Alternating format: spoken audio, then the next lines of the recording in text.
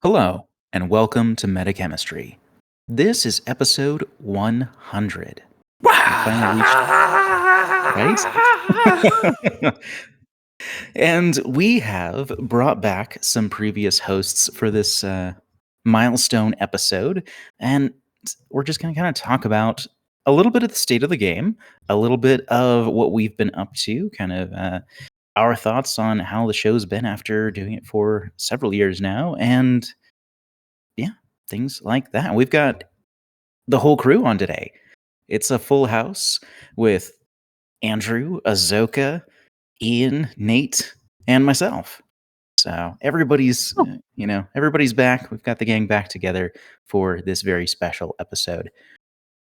And so we just want to give a quick thank you to all of you for listening to the show and participating and engaging and helping us, keep at it up to this point. And before we dive in, we want to give a quick shout out to Polynikes over at Mo Games for supporting MetaChemistry.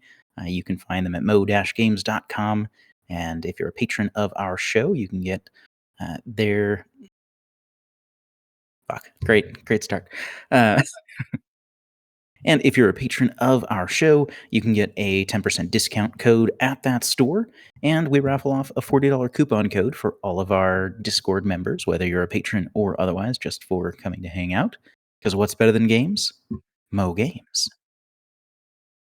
So there are a lot of us in the virtual studio tonight, but we definitely want to take a little bit of time to welcome back Andrew and Nate in particular.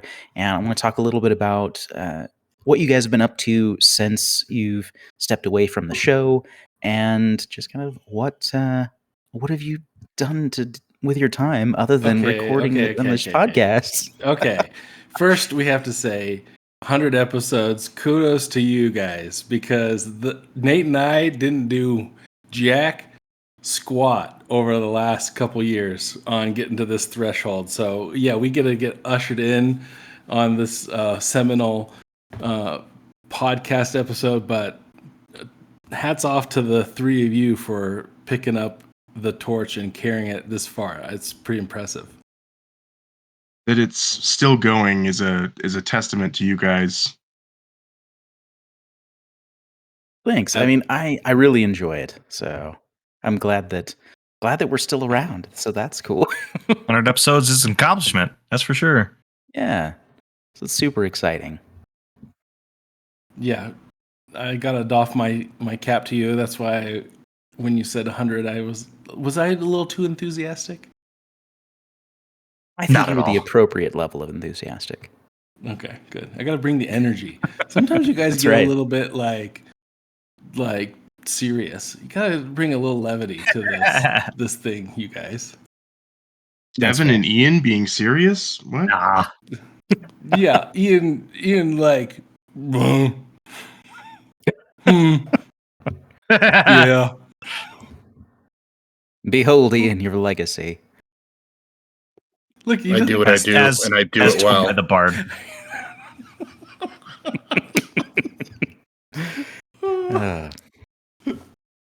But yeah, so partially I want to check in because I know that part of at least one reason that you guys ended up stepping away was because you kind of backed off of Infinity in general. And so I know that it didn't seem as appealing or as impactful maybe to be on the show while that was the case. And I think that there's kind of a big question that I still get periodically that I have to ask. Are you guys coming back to Infinity? There's a new edition, I hear. Listen, okay. Nate's gonna poo-poo on N5 and all this other stuff, but No. Listen, I'll be bringing my hermeneutic of hope and say there's a chance that I'm going to be back.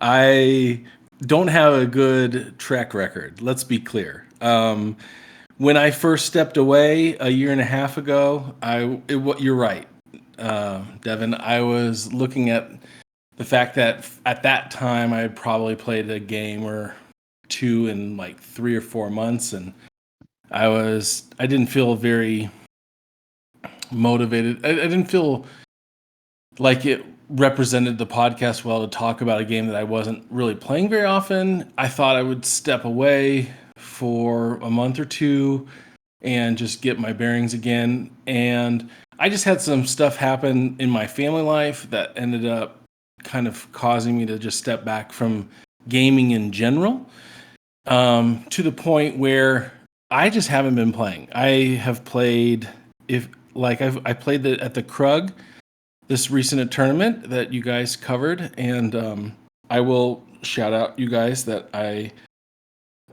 hadn't played prior to that since the Krug before, and so I was like, okay, I got this. Still won 3 games, didn't you? Huh? You still won 3 games, didn't you? I did. I almost won 4. It was against Trevor. I would have ended up in the top 5, I think, if I had beat Trevor. Okay, I have to tell you guys a quick story here. So Trevor and I matched up for the 5th game. I was sitting 3-1. I was playing Caledonia, and I was actually taking it to Trevor pretty good. And he's been on the show a bit, and so the listeners at least will have some context to him. A good player. He and I have played a lot over the years. There's something really comfortable, by the way, about playing someone you've played a lot, because you get into a rhythm and a flow in the game, and you're not nitpicking about a bunch of stuff. It was a super fun game.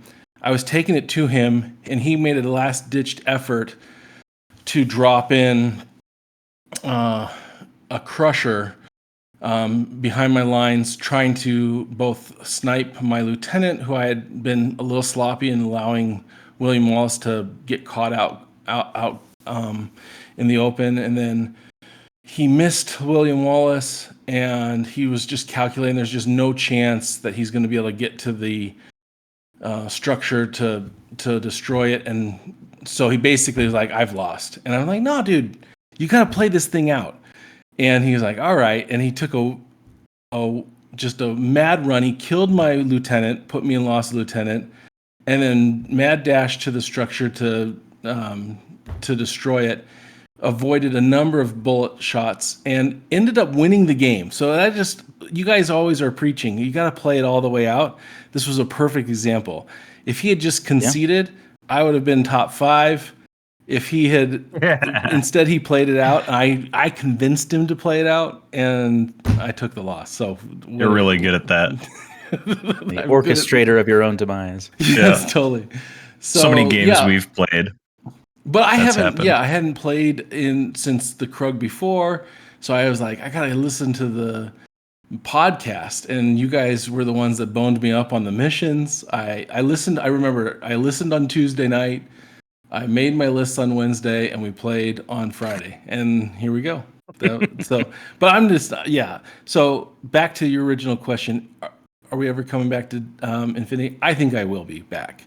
I'm hopeful for N5, but I just don't have a lot of bandwidth in my life right now for gaming, just in general. Mm-hmm. I have done a little bit of Blood Bowl. Azoka and I can talk, and Ian and I can talk about that at some point. I've also dabbled a little bit with Old World Warhammer, just as a nostalgia play, but really not getting a lot of gaming in right now. But I do love Infinity. It's just I haven't been able to play. Yeah. Totally fair. How about you, Nate? What about you, Nate? Yeah.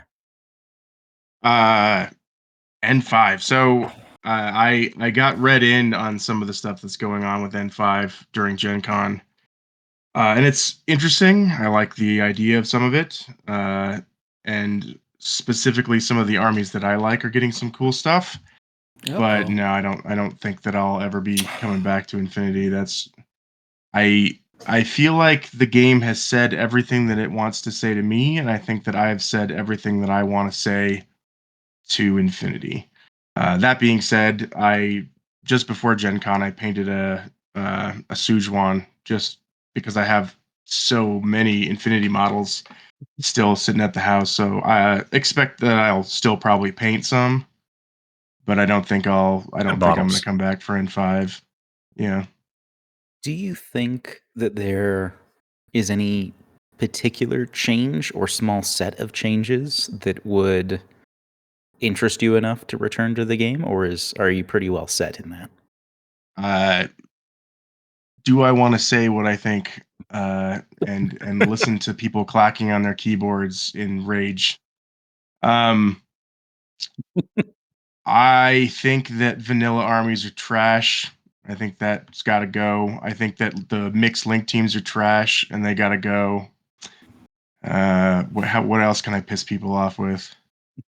Would these things bring you back to the game, or are you just stuff you don't like? I'd definitely be more likely to play if the like honestly, I think just link teams have become really boring for me. And I there's tons of people who love them, and they're very powerful and they do lots of interesting things.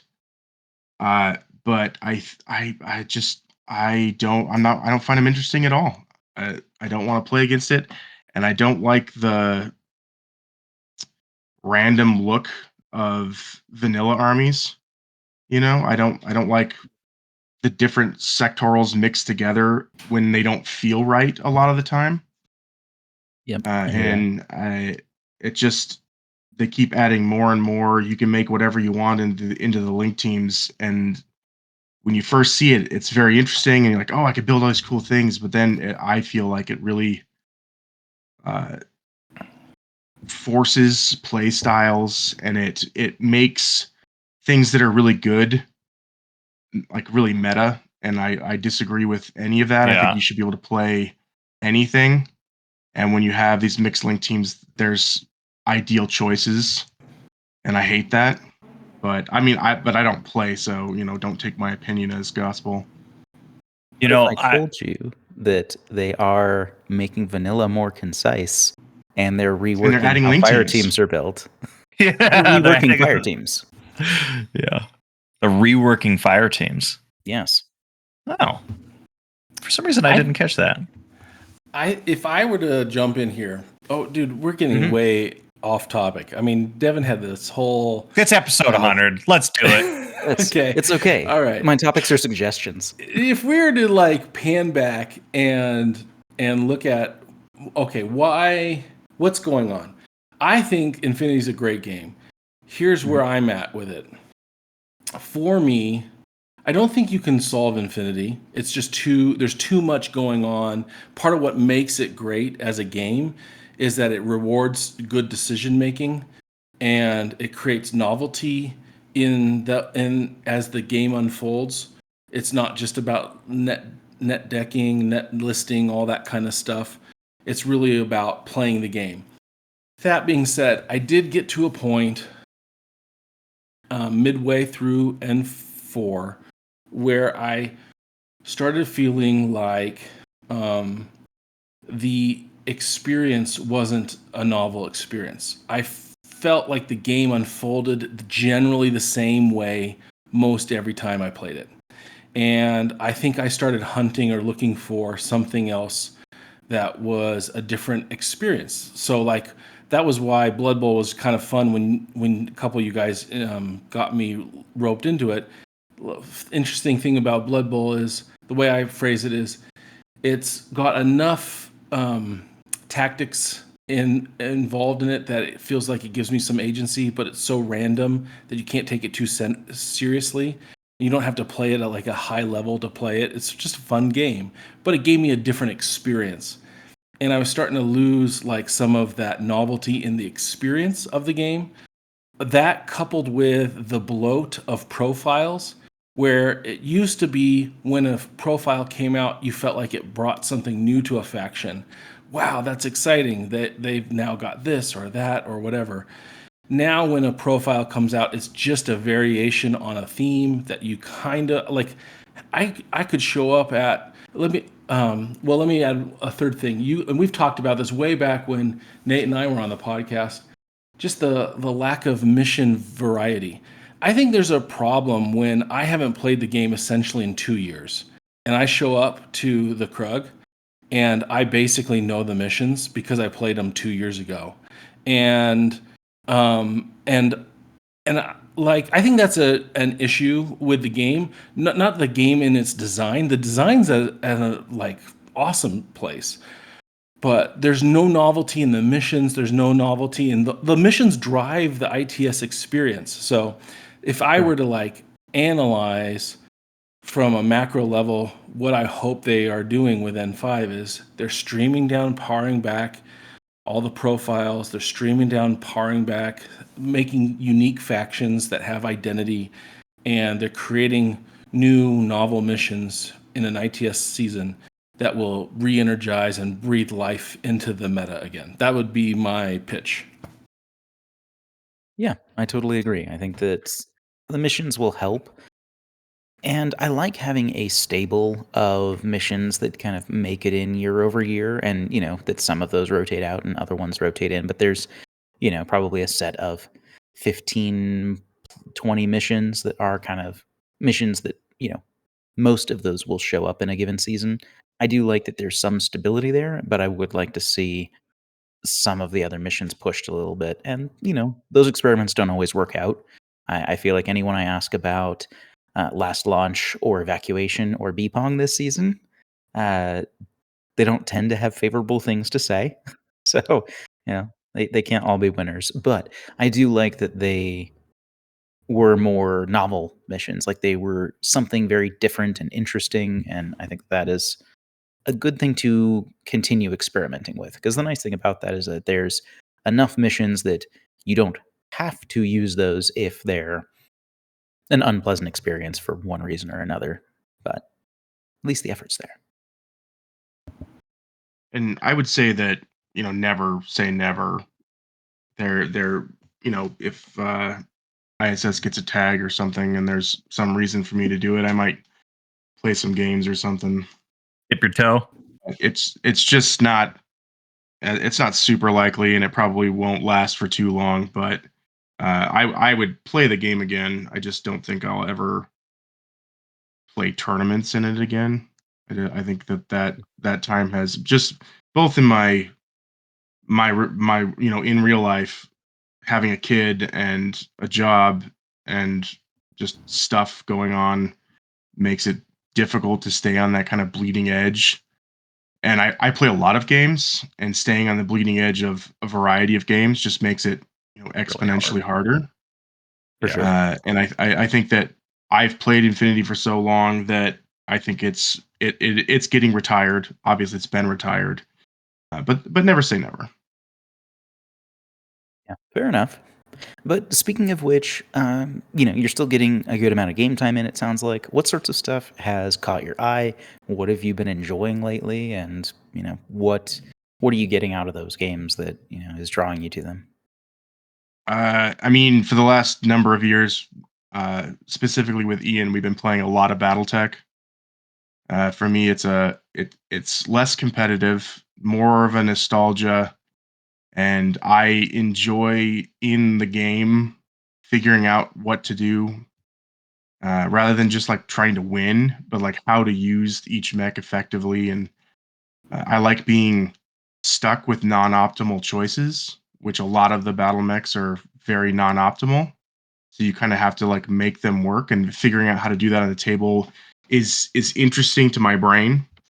So we've been playing a lot of that. And then this last Gen Con, I picked up Judgment Eternal Champions, and that has completely absorbed all of my time lately.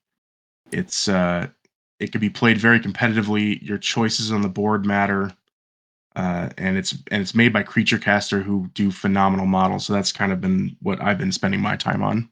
For sure. I've been playing a little BattleTech as well with the guys, especially a RPG version where we're each kind of representing our own mech and piloting our own mech.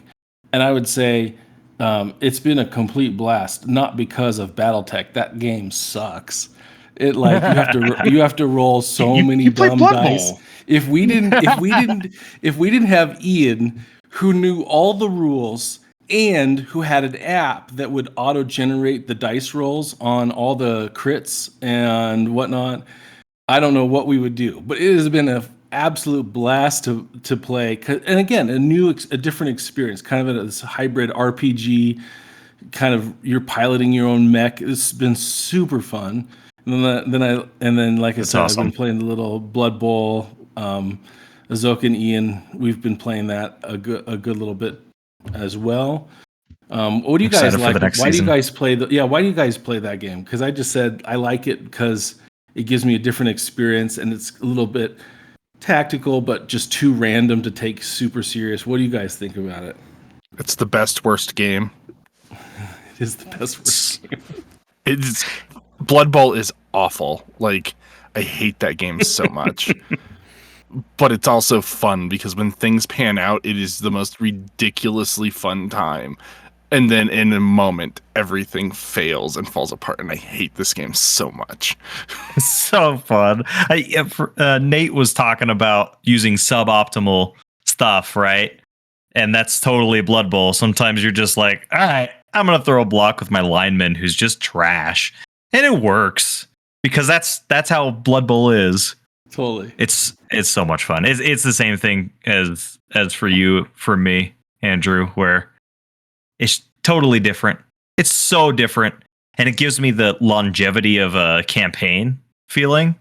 Leveling up your dudes, watching violence happening. Yeah, playing in a league, I think, makes it, right? Because if it's the only way random I play games, it doesn't... who cares, right? But getting a chance to like advance your team is a big part of what is exciting about it to me, I think. It's the story, too. Like, we even talked about stories of our Blood Bowl shenanigans on MetaChemistry. It's not even part of Metachem or Infinity. But it's just legendary. Sounds like you guys need a Blood Bowl podcast next. Yeah, right. That would require me to play a Blood Bowl, though. I mean, at this rate, if I listen to Nate, I'm going to have like 6 podcasts. That's maybe right. 7. So you play the game, obviously podcast. And then you would be left by yourself if you're on the podcast with him because you drop it like halfway through. I have zero podcasts. 0 podcasts. I don't know what he's talking about. So Devin, dude, you're already thinking about a podcast for this Champions thing. Yeah, there's already 2. And that's not free. I don't think it's big enough to need a whole bunch of podcasts, especially by a couple of noobs. Sure. I will say that I am interested to try out Judgment. So we'll need to set that up sometime. Yeah, Devin. So we know that we all play Blood Bowl and BattleTech and all of these other things, dabbled a little our toes into Old World. What about you? What have you been up to? Anything else? Are you just Infinity? As far as miniature tabletop games, it's primarily Infinity for me. It's the game I like the most. I've played a fair few of them, and that hasn't changed. Like, I've dabbled in other games. Like, I've played Shatterpoint, and that can be pretty fun. I played a little bit of Legion a little while ago, and I didn't specifically care for it. And I've played Age of Sigmar. I haven't played any of the newest edition, but I wouldn't be opposed to doing that, occasionally. But most of my game time goes to RPGs. I do a lot of RPGs. I have about 2.5 RPGs a week. 2.5? Yeah, one's bi-weekly. What's a half? Oh, okay. Bi-weekly. And we like to jump around sometimes. So, like, I'm in a Cyberpunk Red campaign on... cool. Once a week. I'm playing we just switched to Wrath and Glory, which is a 40k RPG that we're starting next week. Before that, I was running Edge of the Empire Star Wars game. Before that, I was running a Warhammer Fantasy 4th edition game. I'm playing in the expanded Lost Mines of Phandelver D&D campaign. Very cool. And, we've played... It's a lot. We've done a lot I don't of know how rotating. you do that, dude. Like, it's a lot of fun. That's crazy. You don't have kids. Is how you do that. You don't. That have helps. Yeah, but like we've tried a lot. Like we've played. We played Rifts, and we played the Avatar: Last Airbender game, and we played this Swedish dungeon crawler game. I played Rifts. Yeah. Which one? The original Palladium? Yeah, it's by Palladium, but it's the blue book with the beholder dude on the front. And you tell me you're playing Rifts? No, it's not a beholder, obviously. That's D&D. But it's the Atlantean guys, I think. What are they called? Why you're playing Rifts and you didn't tell me? I mean... Are we even friends? I play a lot of things. That's like someone telling me they're playing an L5R game and didn't tell me about it. Like it's travesty. I love Everybody Rift. must know. I haven't played L5R in a while. Like, not since you ran it. Like right there is all Rift's books. If you're obviously audio medium, but all of that is Rift's books. Oh, that's so just many. Devin's payback for you almost not inviting him to the podcast way back in the day. You almost blew it, dude. There's no way we get to 100 episodes if Devin's not a part of this podcast from the beginning. I mean, I needed two things. I needed somebody to edit it and somebody to actually do the podcast. And I wasn't going to do either of those things. So Smart man. Ta-da.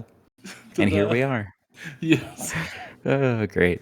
But yeah. So mostly, like I said, I do a lot of RPGs as opposed to tabletop miniature games, though I have played a lot of tabletop miniature games. But yeah, that space is mostly Infinity, and I love it. Can I just say, to your credit, you do a lot of community building within Infinity. That takes a lot of work as well. Consistency, scheduling, setting things up, connecting people, training. Shout out to you with what you do on the north side of Denver. That just like the consistency you and Azoka and Ian have shown with the podcast, you bring a lot of that too. Just community formation too. So credit to you on that. Well, thanks. I certainly try. Like I said, it's one of my favorite things to play, and it's good to have people to play with. Mm-hmm. It's important to have people to play with. I mean, I know that there are people that have solo played Infinity. I don't know how, but I've heard that that's been the case. Yeah, that sounds like hell. It works for some people. I couldn't do it. I could play like solo Kingdom Death or like a game like that or something, but not Infinity. I mean, if I didn't have anyone to play with, it would drive me to go play online Infinity. That's how bad that would be. Yeah. Yeah, exactly. Is TTS still a thing? Yeah, the IGL's still running. Yeah, absolutely. Okay. Still running, but they just dropping out like you had said. TTS just put out the Judgment mod, so you can play Judgment and TTS now. Nice. They can always play it in Vassal. Really quick. They have your 3D printed minis and everything too. Or 3D print them. You can 3D print some terrain.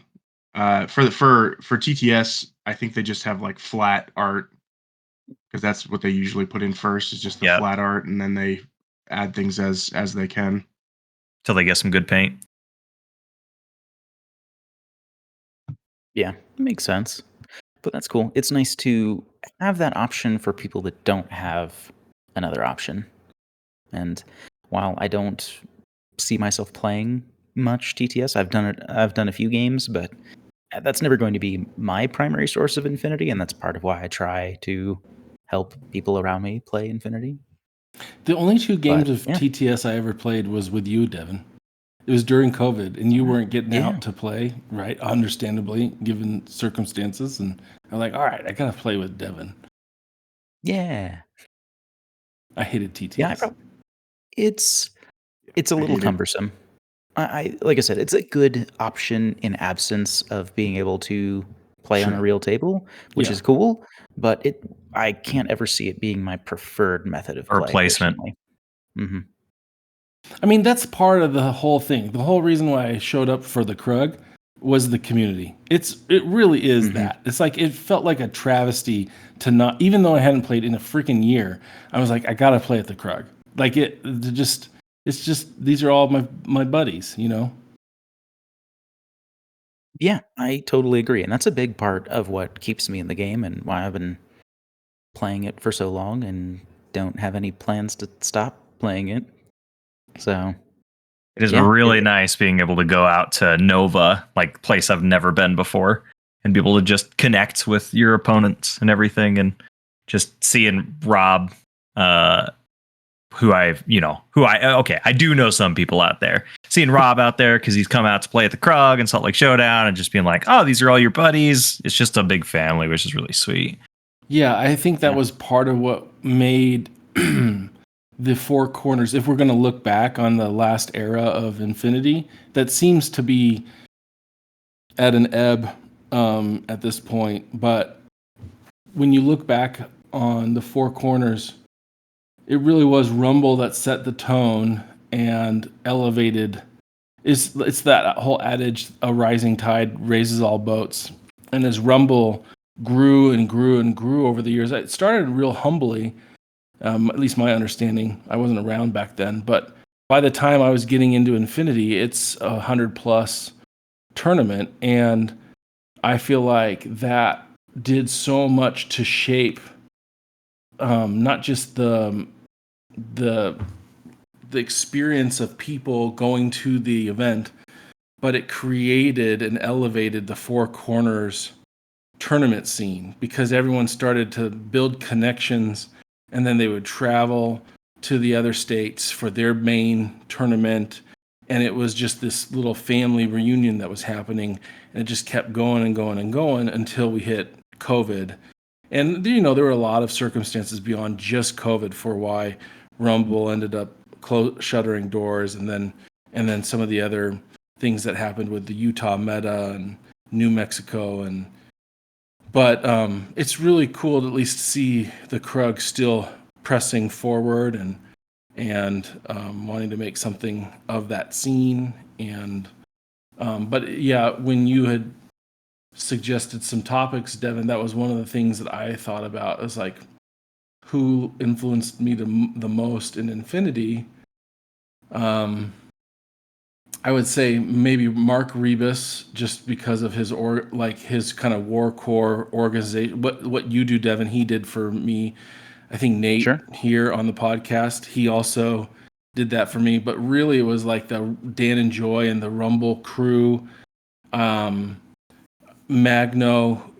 Like, I never even met the guy, but he created all these tables, and I went to Rumble the first time.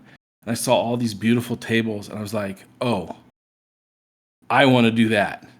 And that's when I went home and I started to paint my first table. I ended up painting like 3 tables over the course of a year or two. And to this day, I still get comments about those tables that I painted, but it was like my experience at Rumble that opened my eyes to the standard of what a good table looks like, right? And I can't stop thinking about how at Rumble, when we'd have the 130 people at an event, and the biggest prize was given out to the person who came in last place. I still remember Dan standing up there the first time and going, so, and in last place, and he said someone's name. He's like, listen, you suck at this game, but you can get better. So we're going to give you like a whole table's worth of terrain so that you can paint and build and take it back home and make your community that much better. And like, I just thought that kind of the last becoming first in terms of prize support and just the camaraderie that happened around Rumble. It was we didn't know it at the time, but it was a unique experience. I think we've probably all thought it would just keep going and going and going, but things don't always last forever. But I loved how people came to that event and then they would be sent back home and they would represent, this is how Infinity's played. This is how communities formed. This is how we do Infinity. And I think that was probably the biggest influence for me in terms of how Infinity shaped and formed while I played.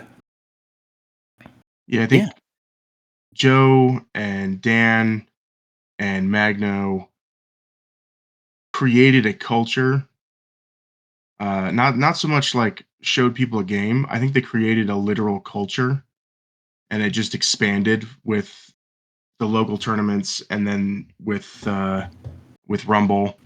And like you were saying, you go to Rumble, you would see how Infinity is played with your opponent rather than against them, and you would have a great time with the people who are there.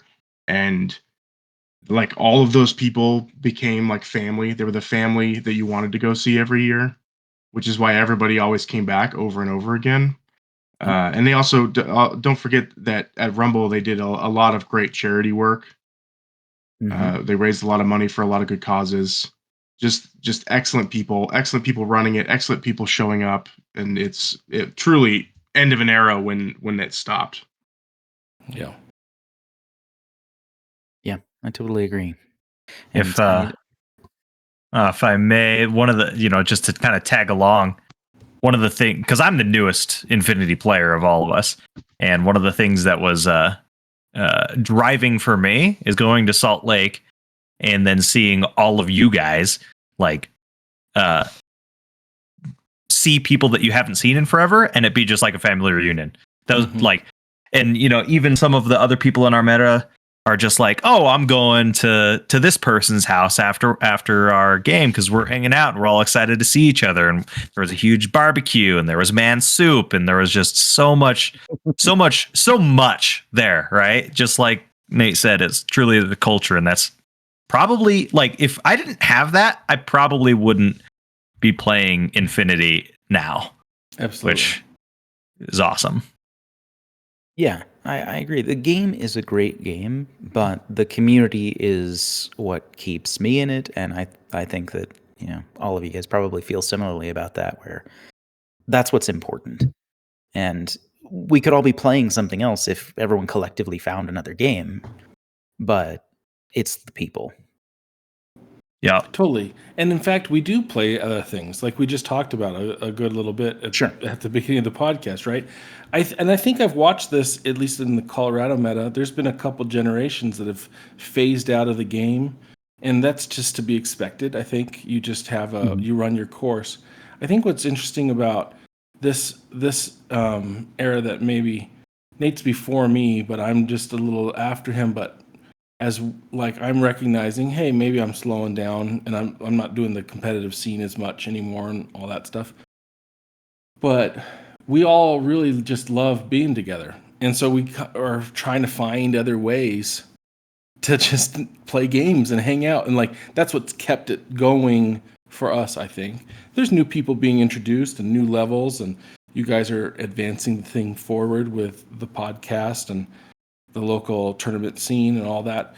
But behind, in the background, we're watching and participating, even if it's just vicariously. But we all just love hanging out together. And so we just are finding different creative ways. Like, I'm always going to listen to one of Nate's ideas of playing a game just because I like Nate. Like, I know the game's not going to last very long because his attention span's too short with these things, but I want to hang out with that guy. So I'm probably going to check out Eternal Champions or whatever it is at some point. Who knows? Maybe it'll be the one that sticks. I think it's good. I said I would never be another company's demo guy, and I already joined the demo guys. So it's that good. We're almost 2 months in, and he's still playing it. Yeah, touche. That's like the guys want to get back to BattleTech, and I'm like, yeah, but I want to keep playing Judgment. That's cool. Do you have all the minifigs and stuff for it? I have, I think, a little over half. There's 44 heroes, so it's basically the basic premise of the game. To go very fast, is it's a skirmish tabletop that's kind of designed on the MOBA genre. So you have a couple of heroes, and you're trying to like beat down your opponent's tower. Ooh, I love Dota. And when your guys die, they resurrect. So the game just kind of continues, and your guys can level up just like they do in like a MOBA game. Oh, neat. And so you build like they even have like an awesome draft and ban system. So one of the things that always bothered me about Infinity is that if you were to do something like ban avatars, a lot of players would be very happy about that, but there'd be a lot of players who are very unhappy about it, and not because they play the avatar, but because the avatar doesn't bother them to face it, right? I've never personally had much of a problem with an avatar. I think I had a really good experience with it the very first time I played one, and that experience to me just I never got like tilted when playing against it. I never got upset with playing it, so it never really bothered Yeah. me. So I think banning the avatar is never really an option for me. But in Judgment, because you ban before every game, so something that bothers Andrew, he can ban, but I wouldn't ban the same character because that doesn't bother me. So it's a very interesting on-the-fly ban. And then they can kind of change things so they see like, oh, this one character is banned heavily throughout the season. They can go back and kind of rework his rules a little bit to bring him back down to make his ban ratio come back down. And I think that's a very interesting way of putting a game together. That's pretty cool. I think that if Infinity had a ban system, that would be very healthy for the game because you wouldn't see an avatar all the time, even though I Right. don't see an avatar all the time. The problem becomes in Judgment, you have 44 characters. I think they just released the 44th character. So you have 44 of them. That's a lot easier to put together than, say, Hundreds. your hundreds of models with thousands of points. Where like if you ban an avatar, it's a huge chunk of points that you can't take. Right. Whereas all of these models in the champions for the game, they're just one model. They have no points. Yeah, Right. you're buying slots. You're not like paying for exactly. better or worse characters. They're just different. Exactly. Yeah. Something like that. A ban system, somehow you could probably figure it out. Maybe you would have to be like, you could do like bring two lists and your opponent can tell you which one you have to play or something. You could try something like that. But it's going to be extremely difficult. Information. I just put an avatar on both lists. Ban one, sucker. I'm saying, like, I don't see a good way to. Yeah, I mean, you put the best way to do it would be like pre-tourney bans. And like, all right, we're banning two profiles for every faction. Take your votes. Maybe 3 profiles or something. And that way, as long as the people who are playing banned, I think that would be okay. But you're going to get a lot of. This is trash. Like my 2 favorite models are getting banned for this tournament that I want to go play. And when you're flying somewhere, that's really rough to have your stuff not usable. Or if you're playing a faction with a limited roster and you get hit all 3 times for your faction in that one sectorial, and now how are you putting a list together potentially? Yeah. Well, I mean, I don't see how that would work. We're just talking theoretics, but I mean, you can like what faction completely falls apart when they don't have their top 3 picks? ISS was the one I was thinking of. I mean, just look at when they switched armies to only 15 orders, and 3 of the sectoral players lost their absolute fucking minds, and a couple of the vanilla players lost their minds because they couldn't take 100 toys. It'd be the exact same thing.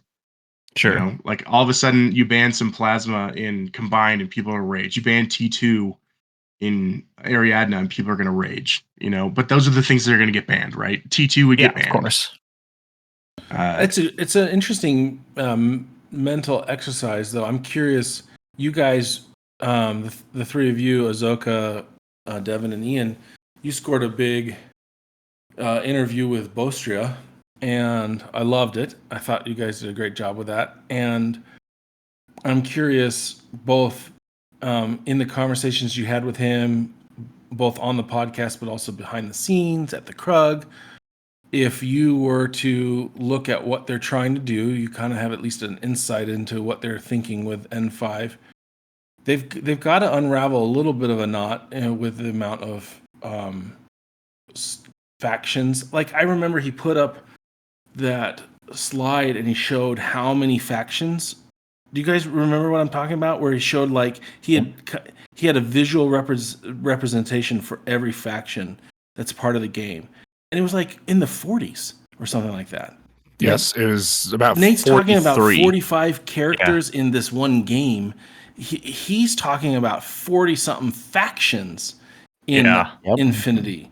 I mean, that for me, just you knew it as like in the abstract, but when it was made concrete, I just said that's just crazy. So how do you think they're going to unravel that knot of, like I meant, do you guys agree with me that there's a bit of a bloat both 100%. With profiles and with factions, and it's not so much the game design as it is some of these ancillary components like So- the missions. With what Sure. I've seen and what I've talked about with Bostria, essentially, and again, I could be wrong, but this is what it felt like to me, was that if it's out of print, whether that's sectorial or model, it's not going to be available at launch. And that things are going to get pared down to a more manageable level. Vanilla is going to effectively be generic specialists, generic remotes, and 3 to 5 units from each sectorial. And based on that, which I think, again, is very healthy for the direction that the game needs to move in to get faction identity back, but I'm calling it right now, there are a lot of players that are going to be pissed when the factions drop. Yeah. And Well, one of the things I think that everyone has to consider is that with this new show that they put out, or they're putting out, it's going to drive a huge new number of players into the game, and an N5 and paring back all of these armies is going to put everyone on kind of a level playing field. And I think that they've looked at that. I don't have any proof that they've looked at that, but I think that they're looking at that because when you have a big show like that, driving new players in, you can see they have new videos coming out. They have lots of new stuff to bring new players in. I think they're trying to onboard a lot of these players from the show, because obviously, why wouldn't you? We've been doing it since the 80s, selling you make a cartoon to sell your product. Sell the toys. So I think that that's essential to keep everyone on a level playing field. When somebody comes in from the show and goes, I want to play this army, and you're like, well, it's out of print. You can't get that army except if you're paying huge amounts of money on eBay. It can't, like, that's not a good business model, right? So yeah, there are gonna be a lot of people who are upset that their Forco is gone. Sorry, Spicy, but or Ian, I guess. Ian also likes that god awful monstrosity. But I had so much fun with them. You have to put everyone at that same level, right? So I think that this is a great idea. At least at the beginning, if they bring stuff back in, hopefully they'll bring it back in with models. Well, yeah, I think that is the plan. And that is the plan. The thing is, and that I have encountered so many times with new players, is that they're trying to avoid and they're trying to get past is, I'm new to this game. These guys look really cool. I would like to play this. Well, I'm sorry, but that faction isn't in print, or those models are not available, so you're going to have to either spend a lot of money or proxy. And that's what they're trying to avoid, because it's so hard to onboard a new player when they can see all this cool stuff, and there's these 43 factions, and 12 of them are not available at all. And within the factions that are available, 20% of the profiles are out of print. So it's incredibly hard for a new player to come in. So again, for the health of the game, I think this is going to be great. I understand that people are going to be upset. Yeah. I'm the guy that owns everything for every faction. And that you know doesn't what? You bother me. can still do that. Like, you were hunting down old out-of-print models that weren't being used. Aaron was talking about how excited he was when the Cascuda got brought back in. There's been stuff out of the game for a long time. The super fan can still go hunt down those minis if they're into that kind of thing. But I think we all recognize just healthy organisms do well when they get pruned every once in a while. You can't just have unfettered growth, expansion, and think that it's going to be a healthy game, a healthy system, a healthy community. And anyone who's a veteran who cares about the game, at this point, I know I would look at that as a welcome change, even if it got rid of some of my favorite factions and or profiles. But I think we all want that. It's just, how do you do it? That's the challenge. Sure, and that's something that I've mentioned since that topic's come up at the Gen Con seminar, is that there's never a truly good time to do such a thing. Like, it's always going to be painful for a portion of the player base. But one thing that I think is interesting that I've seen mentioned on a number of platforms online is, okay, well, how does CB reconcile? There's the fact that they feel like too much is in the game, which I think all of us generally agree that the game is kind of on the bloated side and could use some pruning. Yeah. With, oh, but they're releasing new sectorals and stuff, so isn't that, antithetical to that ideal? But that's kind of the other part of it, is that new things have to come out for the game to maintain interest with people. So these are not separate For the concepts. company to And for the continue company. forward. Right. Like, it's not, oh, well, if there's too much stuff, why would you add more? It's, there's too much stuff now, so we need to get rid of some so that we can then put some back in, continue breathing life into the game, make it interesting for people, have things for people to buy, which allows the game to continue running and the company to continue running. And it's probably going to be a little bit of a painful process as like the initial launch of N5 happens, but I imagine that that's going to fade away before very long for most players. I think if you just look back on when this podcast got rebooted, it was right at the beginning of N4. And what we were looking at the time was a bloated rule set with a whole lot of different, like, clustered rules, and and they started stripping all that out with N4. And I think even though we all loved N3 and most of us played in N3, I know Azoka, you came into it more with N4, but like I don't know if any of us said it wasn't just a net positive improvement N4 in terms of the rule set. And I see a parallel now. Dexter would say it's not. He would say it's Dexter not. would, yeah. What would he say? 100%. Crits not killing things makes the game unplayable. Oh, yeah, I have heard him talk like that. Yep. There is that, Okay. I guess. Well, you know what? There's a lot of old like he has to be N2 the mad heads that feel scientist. that way. Yeah, I get that. I would argue, though, I don't think that was why he transitioned away from the game. I think I think this just happens generationally for us, and like we need new experiences, and Yeah. But anyways, yeah. So one of the other things I want to mention just before we move on here is with this show bringing new people into the game. If you're in charge of a meta or you want to build a meta, keep your eye out on gaming pages, on Discords, on Facebook pages, on everywhere, because there's going to be people dropping into this game and you'll be able to build metas pulling these people in. If nobody goes out and finds these people who join, they're gonna have a really hard time getting into the game and getting into the meta. It's a very hard game to learn, and a lot of it goes a lot smoother if you have a veteran hand holding you than just like two dudes in a cabin trying to figure out this game.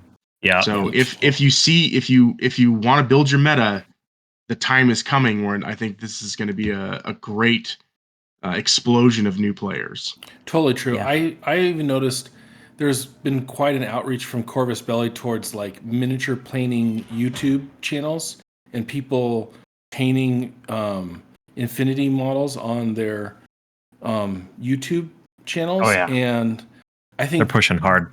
Yeah, I think it's smart. And you read the comments and you go, people going, "Oh, I've always wondered about this game. It's great to, and then you could also tell the people who've played Infinity going, this is great that you're getting them, showing them some love." And like, but even I think what I like about what Nate's saying there is be strategic about that. Don't just give a rah-rah, like connect people. Say, if you're interested, we'll connect you to a local meta that you can play in.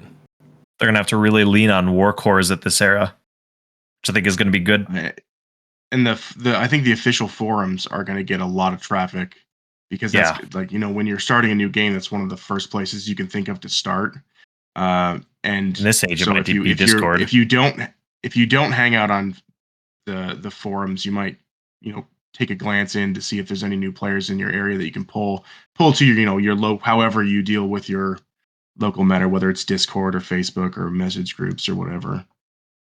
I think one thing that's going to absolutely dominate, or it's just going to be really good for showing people the game, is like if you're at a store and you're playing Infinity and you have a sweet table of terrain, you draw eyes.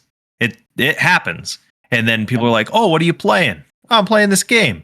And then you could say, they have a TV show. Check this out. Right?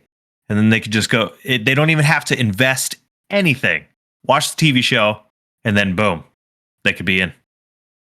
Yeah, I had that happen last week because I go to a local gaming tavern and I set up my table of terrain, and every time somebody walks by, it gets eyes.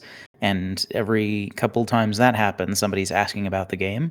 And last week, I had a couple people that joined our local Discord and are interested in trying it out. And I told them that I'm planning on running a beginners league in the near future for when the new edition releases. And like there's a big wave coming for Infinity, and that's certainly by design. That's something that Bostria talked about in terms of not just pushing Infinity as a game, but as a whole IP, and kind of making this whole sort of Infinity ecosystem, as it were. And so, I think it's going to attract a lot of new players. The game is trying to become more accessible without losing its core feel and experience.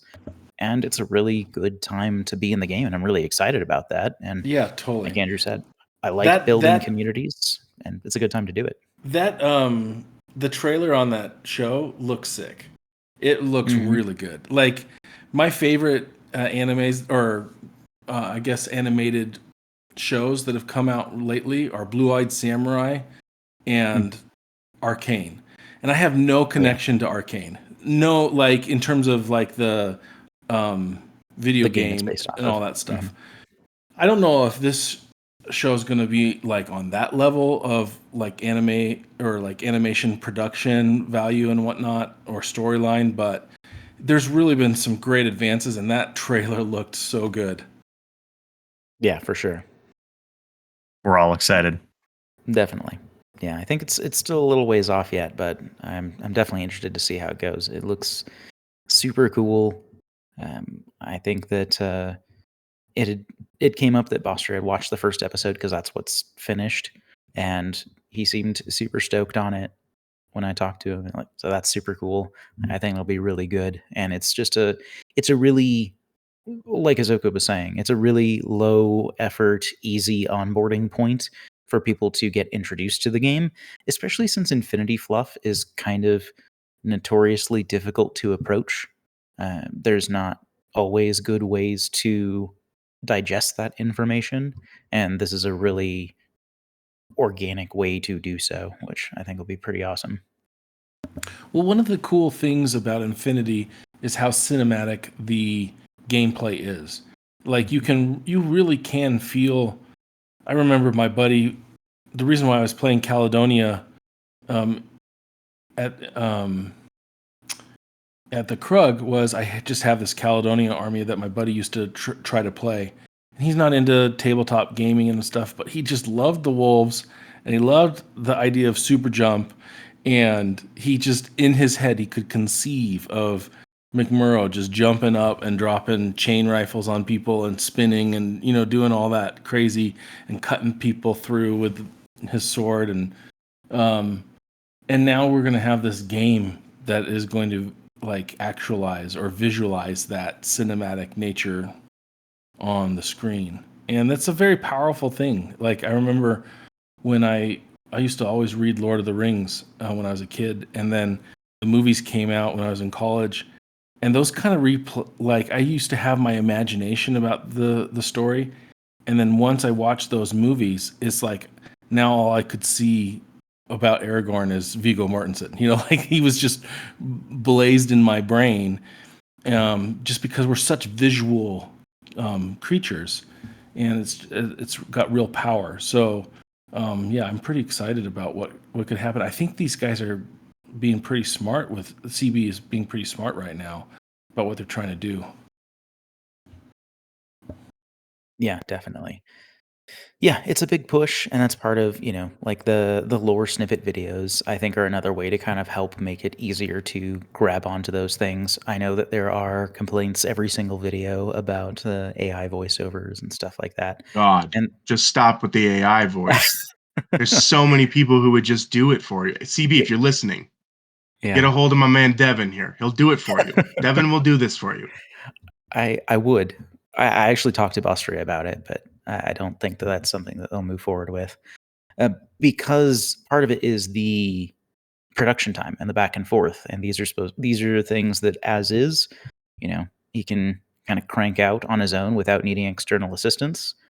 And otherwise, it would require emailing back and forth, dealing with different time zones, any retakes you want to do, and things like that. Whereas, if something's not what's being looked for, it can be kind of tweaked on the fly.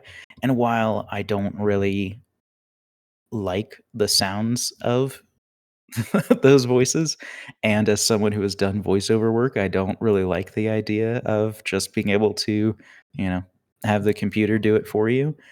I understand the practicality of it, even if I don't like it. It's Yep. it's garbage.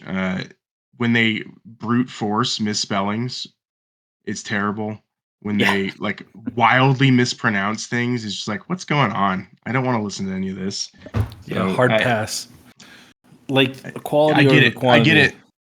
I get it. But that's literally the reason that anyone uses AI. It's because it's fast and easy, and they don't have to pay anybody for it. And I think that's trash. And I work in the field, and absolute trash. I hate it. Yeah, not my favorite either, but like I can see the appeal of getting something done in an afternoon instead of a week, when I don't know how many of these they're trying to push out. And I'm sure there'll be more. Now, he did say that they plan to do live voiceovers on larger videos, so things beyond the 1 to 3 minutes for unit spotlights or maybe faction spotlights and the like. I think that there will be voiceovers, and I think Tom is coming back for some of that. Like he did the missions for Infinity Global Week. I think that they will do more larger scale things where it feels more impactful, I guess. But yeah, I wish it weren't the case, but I begrudgingly get it.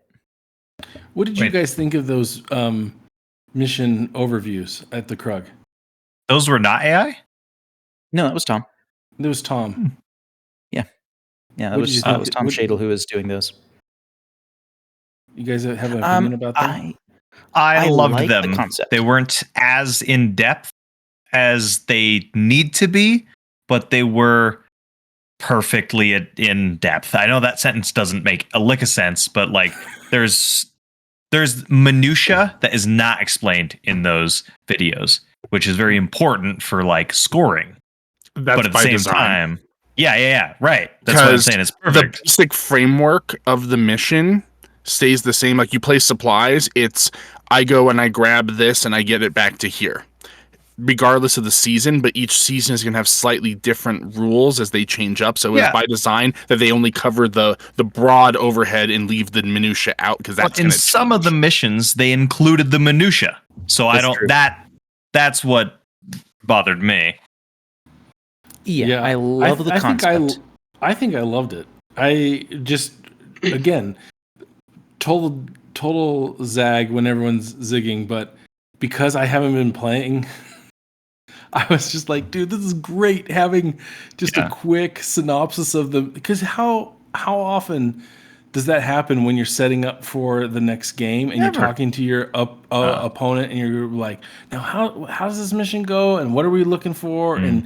And everyone just got the same little quick blurb on this is the mission, this is how it's played.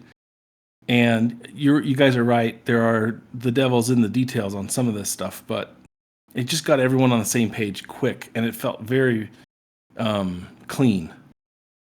I know that we're just five guys talking on a podcast, but I have no idea what you guys are talking about. So I have a feeling that there's a ton of people who are listening who are like, what are they even talking about? Sure. So for Infinity Global Week, there was a set of videos for each of the 5 missions that would be played for Infinity Global Week events. And so they were narrated, and they had kind of the simple animation style like they used in some of the official Corvus Belli battle reports, where they walked through a quick synopsis of the mission and like what you were trying to accomplish, and then ended with a slide kind of walking through the how you accumulate objective points. And those were all like, I want to say like 3 minutes or less. Yeah, they not did those even. at the Krug too. Yeah, they did posted it them on Krug their and account. Nova. They're on the Okay. Corvus Belli YouTube account if you're interested in watching them. But yeah, they're just I am little not. clips that's fair. They're just little clips that kind of walk through the mission, so you had an idea. There were little things missing, which, like Azoka said, I think it would be important to just make sure that all of it's there. But it did at the end show at least how all the points are scored, which is, arguably the most important part. Mhm. But yeah, I think that the idea overall is great. I would Good. love them Very to. I would love to see them do that for all the missions in a given season, if possible. But yeah, I think that's a really good tool, and it's much easier for players to visualize. Also, like, how many times have you seen in, especially older seasons, where it wasn't clear where objectives went, or how you accessed a given thing because maybe a line of text was missing, or something was unclear about placement, or the text and the map didn't line up. Or if it And I had think this seasonal model or something and people forgot about it until halfway through the game, or it had a zone and Yeah. people forgot about it. Yeah, okay. Right. So I think that could be a very effective tool, again, for this kind of easier onboarding process to make the game accessible to new players. They're inevitably going to be interested because Infinity's fucking cool. Why wouldn't they be, right? But, that just is another barrier of entry that's kind of getting lowered, which is great. Okay, I got a quick question, guys. So, 100 episodes in, where do you see this podcast going? We've talked about N5, kind of our hopes and dreams about the game that we like to play, or at least observe from the outside in. But what do you see as the mission of the podcast, as there's this advent of a new edition? There's this new television show that might potentially bring new players into the game. You guys have carved out a community that it stays active on Discord. Where do you want to see this all go? How long are you guys going to do this? So With N5 on the future, I think we got a good run. yeah, I think, I don't have any plans to stop the show personally.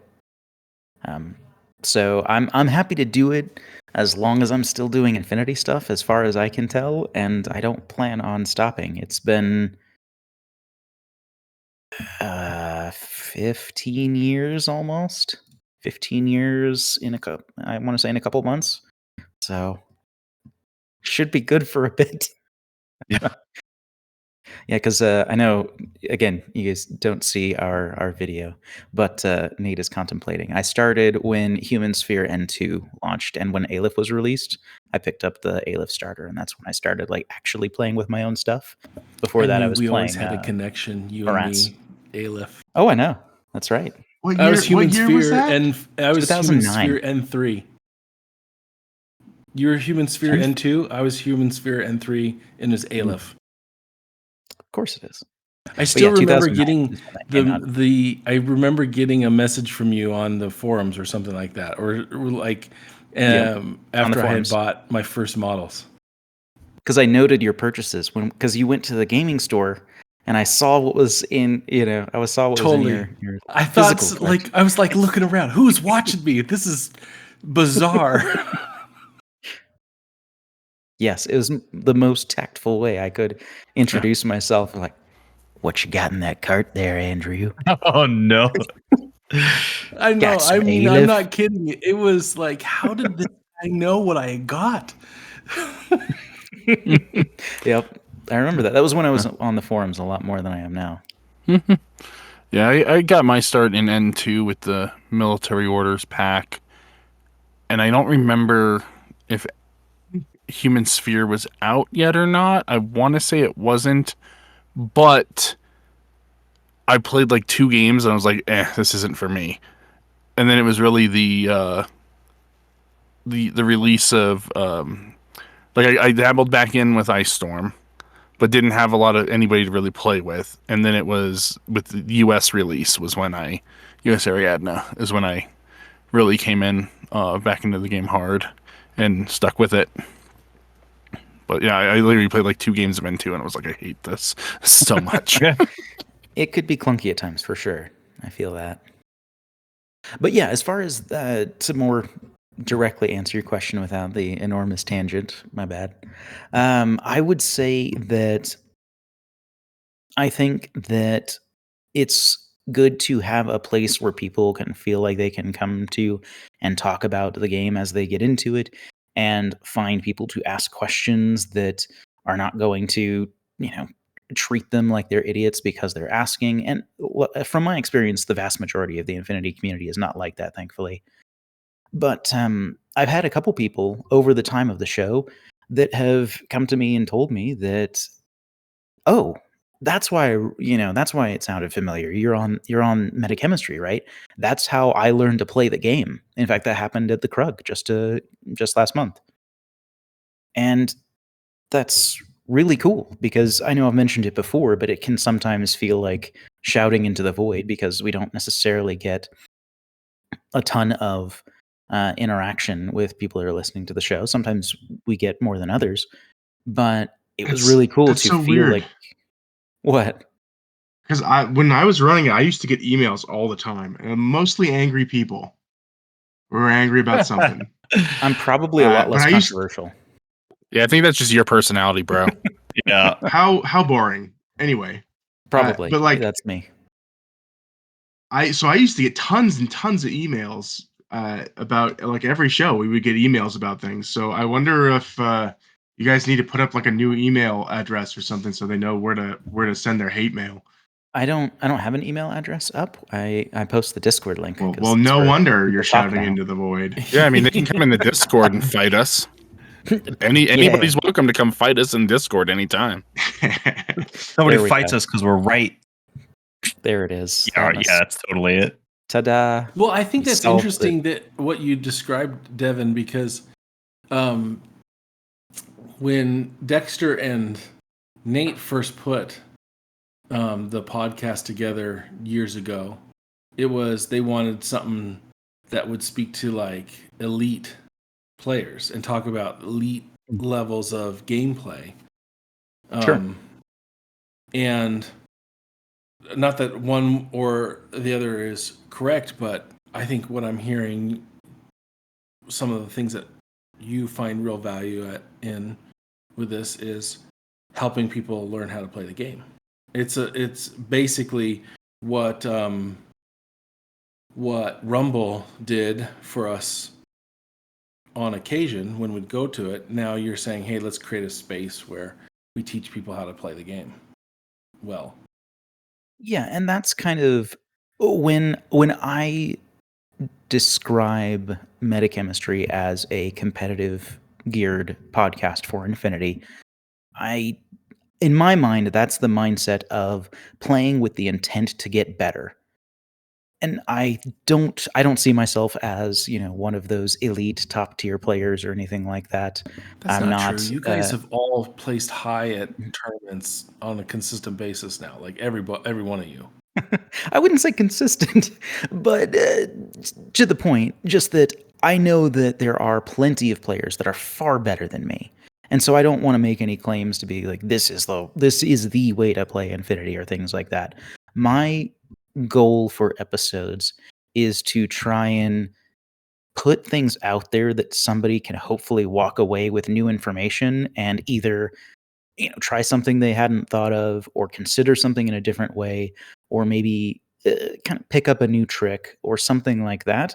And that can happen kind of at whatever level you are, right? Like there's something to learn from everybody, they say. And that's what I kind of envision for the show. And I'd love to do more content, like video content has come up recently again in the Discord. and I would love to do more things like that, but that'll take a lot more time investment and some more equipment investment and things like that to kind of hash things out.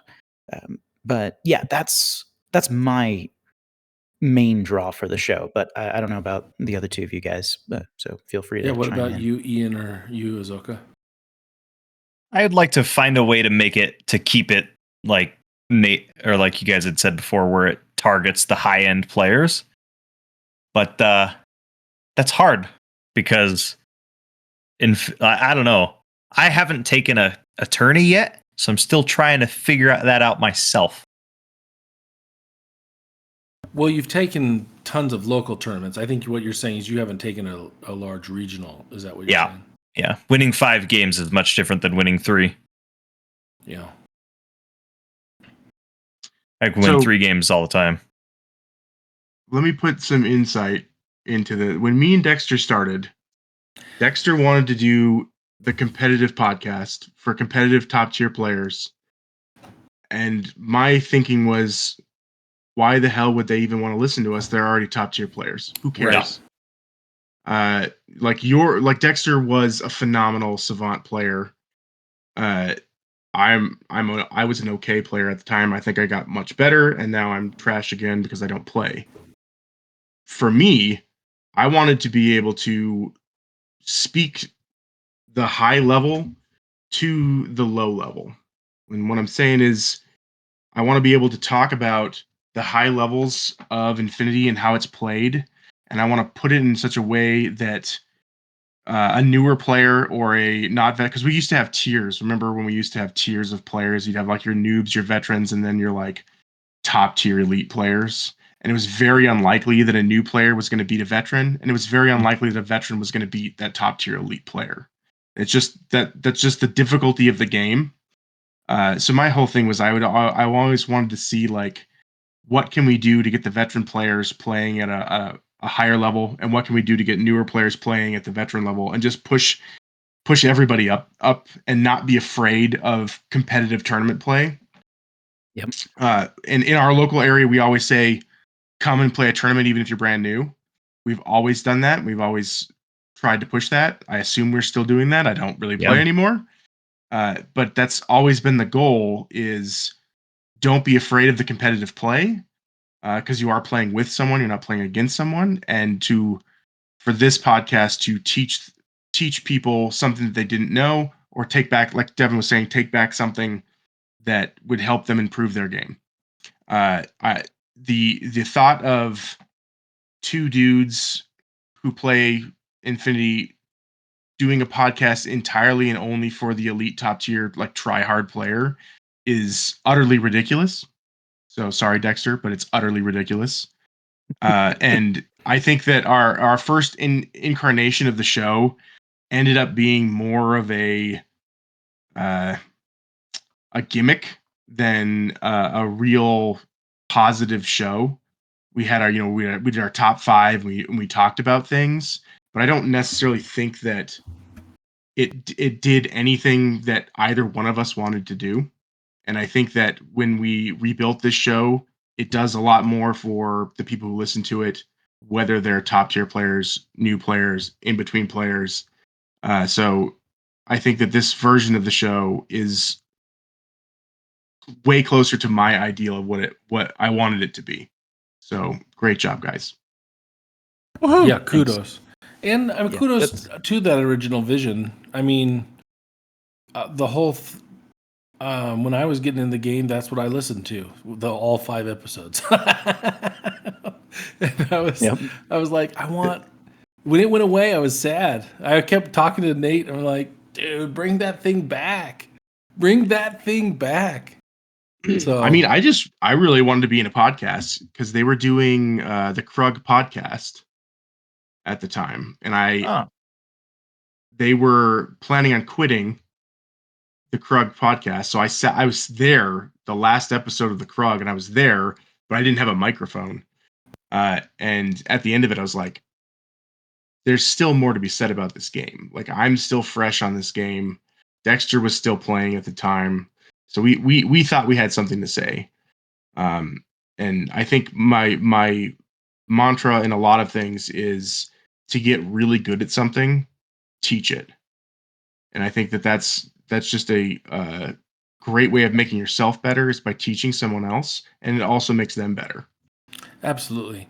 I think definitely as a part of me, my evolution as a player was doing the podcast, because there's something about, you guys have probably all felt this to some degree. If you're going to talk about the game, you need to then perform. You need to like go out and do well. Yeah. And when we were starting it up, I was like, okay, it was right. It was right in that season where I was starting to take the game very serious, as opposed to just I'm a casual player kind of deal. So, I even remember the lead up to SLS right after COVID, and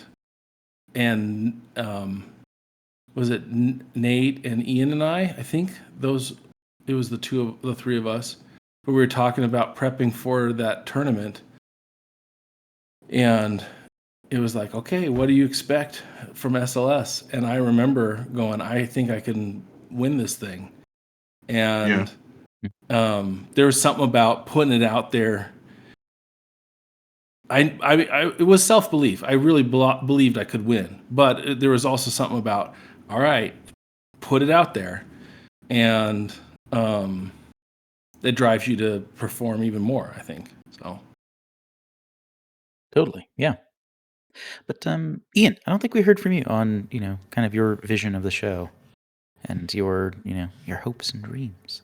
Well, I want to continue what we're doing. Like I said, we've covered N4 start to finish essentially, and I like to do that with N5 and cover a lot of, I think we have a lot of material for the changes that are going to come up, whether that's with factions and what's available, or, rules and stuff and how that's changed. So, I think we can do a lot of stuff with kind of easing that transition for people.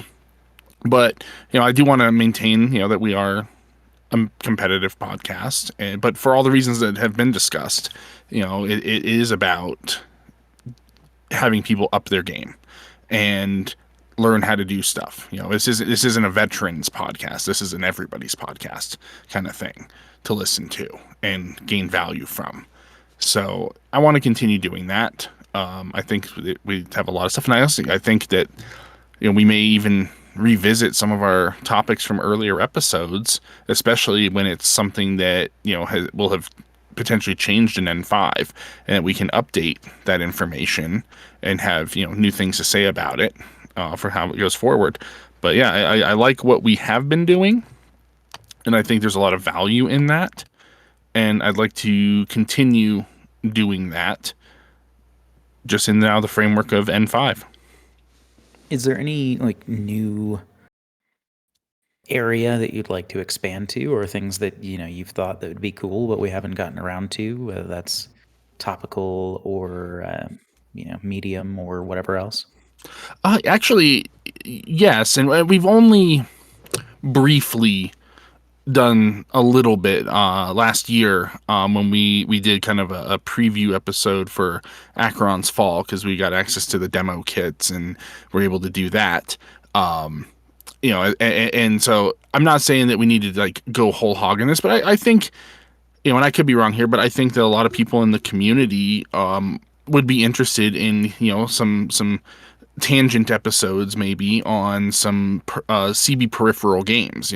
I don't think there's enough content to do more than maybe one episode on Rem Racers, but I'd love to talk about it. The game is actually a blast to play, and so it's Infinity adjacent. It has a lot of the elements in there, but now that there's several peripheral games between Aristea and Tag Raid and Defiance and Rem Racers and Acheron's Fall coming out, and they've launched Warcrow, and we finally got some of the stuff for that. I think that there is some peripheral stuff that, while we don't need to spend a lot of time on, I think it would be fun. I think that there would be interest in getting our takes on some of these Infinity adjacent games. Yeah, for sure. Yeah, I think having Randy on for that was fun, and it was neat to, check something out that was, like you said, adjacent, but still a little bit different. I think that can be fresh to do sometimes, which is nice. Like we were talking about earlier, I'd like to do some of the bat rep breakdowns. Not necessarily a whole in-depth thing, but something that's, short, concise, maybe a turn or two. Like, here's how you take down the big Kamau core or something like that on this really here's how you god-awful table. Kick ass. Yes. But that requires If you, video recording and everything like that. if you end up doing video, I think a lot of that would be very useful to new players. Is like, what is it called in Magic when you play like the first couple of turns in your hand just to see how your hand plays? Yep. Goldfishing. Do something similar. Okay. That's Uh, nice to me. I don't know. Yeah, it's either or maybe it's fish building, one of the two, gold fishing or fish building, something like that. But I know the Right. concept. So like set up a table and just show how you would do a couple of deployment phases, like why you're putting things places, because deployment's a very tough So part of the hard. game. It's so hard. Yep. It's hard Or to how you convey. would assault an avatar. But if you have the video media, I think it'd be easier to see what's going on. Yep. I would like to do that and put it up on YouTube, but we need a recording device and studio location and everything. Where's place to play? So if that's something that happens, awesome. That's what I'd like to see. And I think that that's like a broad spectrum of content that we haven't explored. So there's so much there for us to do. But yeah, what about you two? Like, are there any things that you've been like, why haven't these guys talked about this yet? Or why haven't you started doing that? Or I really wish we could have taken the show in X, Y, or Z direction, or anything along those lines from either of you guys? We hit Nate's dream by what he was saying. I really like the idea of having elite guests show up to the show and talk about things. I know that's obviously scheduling and finding people who know who can speak to the topic you want to talk to. But I think that bringing in top tier players that might have some insights that we either don't think about, or maybe we aren't playing at that extreme level. I think some of that would be interesting. I think you guys have done some of that, bringing in tournament winners and whatnot. But I like those episodes. I like picking the brains of very elite players to see how they're doing things differently from myself. Totally. So I think Yeah. that's an interesting one.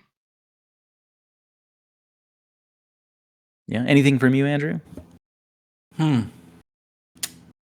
Triumphs we could have. I would like you guys to weave in philosophy, religion, science, sociology, pop culture. And that's the meta. So when are you coming back? I see. I would need a whole separate podcast just to do all that stuff, Andrew. I would listen. Yeah. I know that I never really picked up on the philosophical introductions that you left behind, and it's something that I did give some thought to. And I'm like, what if we had 3 more minutes of content instead? Yeah, but then you would miss out on tying in arm wrestling to Infinity. It's true. No, I do miss personally, those so much. I think for me, it's definitely that I don't think I have the oration skills that you do. You have far more training in that arena than I. No, you guys are killing it, man. I mean, I really was so proud when I was listening to the Bostria episode. And I was just like, dude, these guys. And maybe just throw out a final thought. We're probably transitioning to final thoughts, so I'll just throw out mine. Go for it. They say 80% of success in life is just showing up.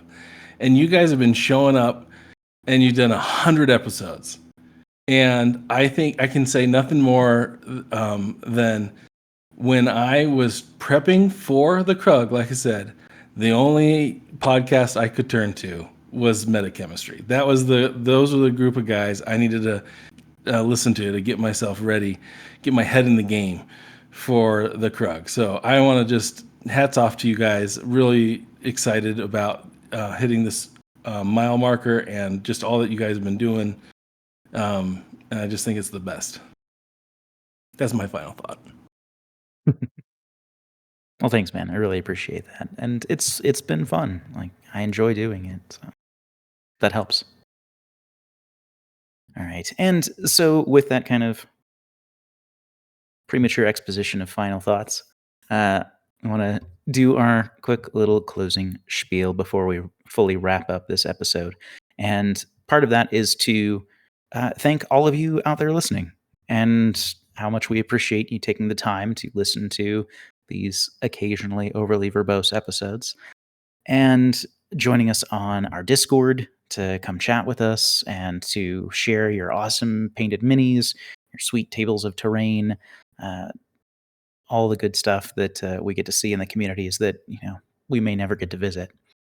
And for our patrons who help out with operating costs for the show, and if you want to be one of those people, if that's something you're willing and able to do, you can find us at patreon.com/metachemistry. And we try and, give some rewards back as a show of appreciation, like exclusive Discord channels on our otherwise free and open Discord, discounts to Mo Games, as we said before, and pull access and early access to episodes and things like that. So if that's something you're considering, we'd love to have your support if that's something that you're able to do. But with that, final thoughts for our 100 episode celebration here at MetaChemistry. I got two things. First is that when I restarted this, I never thought that it would get as far as it did. I'm super glad that I handed the reins over to you guys and that you have took it and run with it and done a great job. Second is release the episode where we tore that dude apart. That was the funniest episode that we ever did. That's it was right. Amazing. Release the episode. It's there. I know someone has it. Release it. It's incredible, and you'll never get to hear it because it's too good. I did It doesn't exist anymore. I did a whole write up about it or something. No, it doesn't exist anymore because the computer that it was on, the hard drive crashed and was unrecoverable. It was the meanest episode we ever did. That's hilarious. Nate actually reached out to me afterwards, like, "Dang, dude, what? That was kind of harsh, Andrew." Yeah, it was glorious. That's funny. I have no knowledge of this place. Well, do you guys have a prediction for how many episodes we have left? Can we go another 100? 200? I'm not holding you to it, but I can totally see you doing it. That's for sure. 100 episodes. Man, I think we could hit another 100. Now, so at our current release schedule, we will have been recording episodes for 4 years in December. And so that'll be 104 episodes, I think, right? Because 52 weeks in a year divided by 2. Math. 24. That's it. So yeah, another 100 episodes would be approximately another 4 years. And you know what? I feel like I want to do it. All right. I want to be here. I think N5 is going to give us another 50. Another solid 50. That's my prediction. I was gonna say 50. Yeah, you think I'm it's going to be a short edition? Somewhere between some and many. That's I mean, that's likely. prediction. It's likely. The most correct / ambiguous answer. Yeah, I mean, I think that without having the full context of N5, it's hard to fully say, but I haven't seen anything about the game that has tempered my interest or excitement. And so I feel like I said, Infinity is my favorite miniatures game to play. and I don't see that changing still. And so as long as I enjoy playing Infinity, I'm happy to talk about it. And if there's, an audience of people that want to listen to me talk about it, then we'll do this. Yeah. I want to make sure that I have something that actually has any amount of worth to say. No, I will ramble. It'll Yeah. happen. I'm not ashamed. I think a lot of longevity is going to come from show interaction, right? Like you were For saying, sure. if you're talking into a void, there's only so long you can just talk into the void. So if listeners out there wanted to continue, interact, join the Discord, send the emails, interact, and keep these guys going. Yeah, that would be super appreciated.